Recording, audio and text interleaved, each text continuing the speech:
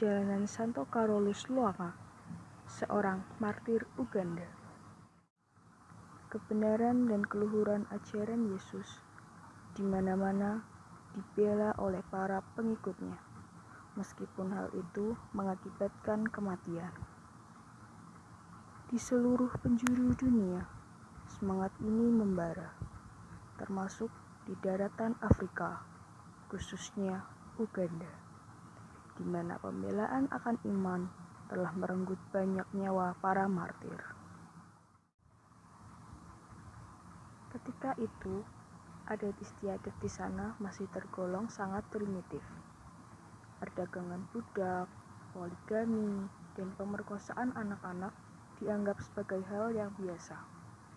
Demikian juga pelestarian adat istiadat dan animisme yang masih dianggap sebagai perkara budaya yang harus dipertahankan dan digalakkan.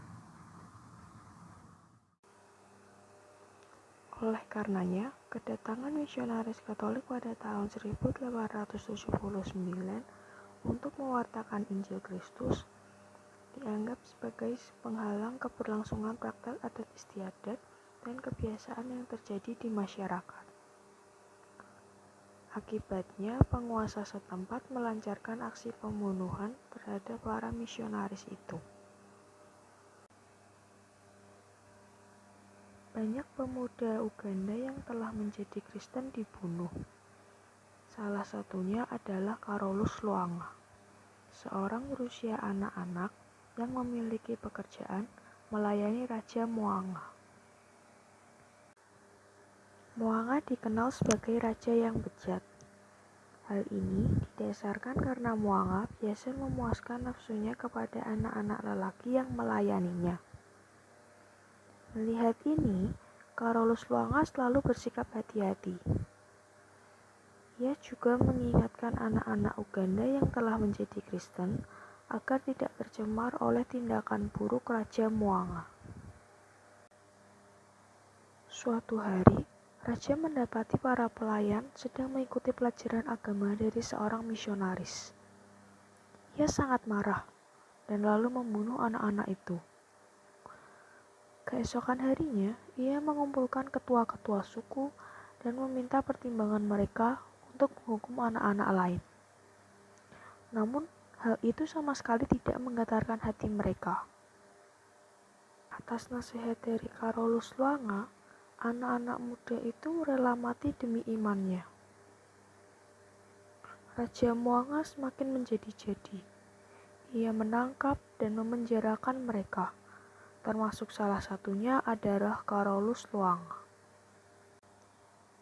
Di dalam penjara, Carolus yang merasa dituakan segera mempermandikan dan mengajar mereka tentang ajaran-ajaran iman Kristus. Ia menguatkan hati mereka untuk menerima segala akibat yang paling buruk. Iman mereka teguh dan bersedia menjalani hukuman bakar, karena ada keyakinan bahwa pahala di surga akan jauh lebih membahagiakan. Akhirnya, bersama kawan-kawannya, Carolus dihukum mati pada tanggal 3 Juni tahun 1886. Yang selanjutnya tanggal tersebut digunakan sebagai perayaan wajib Santo Carolus Lwanga.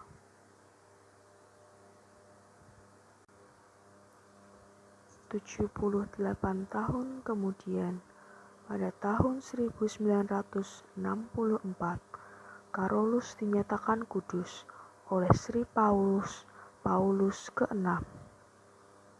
Dengan demikian, Carolus telah dikanonisasi menjadi seorang santo. Demikianlah kisah perjalanan Santo Carolus Lwanga, seorang martir yang berasal dari Uganda.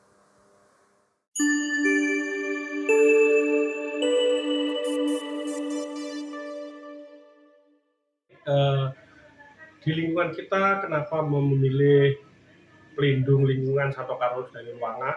Karena memang Santo Carolus Lwanga itu adalah merupakan tipologi orang muda yang begitu kuat imannya, tulus di dalam melayani, juga dia selalu berpegang pada ajaran Tuhan Yesus. Semangat ini yang harus kita teladani, bahwa kita sebagai orang Kristiani itu harus kuat teguh, karena memang sudah dikatakan oleh Tuhan Yesus bahwa siapa ingin menjadi pengikut Tuhan Yesus harus siap memanggul salib. Nah, kita sebagai umat lingkungan di sini perlu meneladan tentang ketulusannya. Ketulusan itu dalam arti melayani Tuhan dengan penuh semangat dalam segala hal, baik di gereja maupun di lingkungan. Karena Carolus muda ini juga sangat kehidupannya religius ya, sangat religius salah satunya ya. Maka untuk OMK yang ada di lingkungan, juga terutama umat semuanya saja juga yang ada di lingkungan Carolus itu, untuk ya hidup religius dalam arti seperti apa yang dikatakan Tuhan Yesus, bahwa kita harus mempertahankan iman kita sehingga karya keselamatan Allah itu akan tersampaikan dan semua umat akan mendengar kabar penginjilan, kabar bahagia ini. Dan Anda juga harus menggali keimanan Anda itu dengan aktif hidup menggereja. Tidak hanya ke gereja saja, tetapi aktif menggereja. Dalam arti setiap kegiatan yang ada di gereja, di lingkungan, atau kegiatan OMK sendiri harus diikuti dengan senang hati, dengan tulus, sehingga pelayanan yang kita berikan itu merupakan tanggung jawab kita kepada Tuhan, juga kepada manusia. Dan dengan memberikan pelayanan motivasi yang tulus, ikhlas, maka hati kita akan ikut berbahagia, karena kita juga sudah ikut menyenangkan orang tua, tentunya juga sudah menyenangkan hati Tuhan.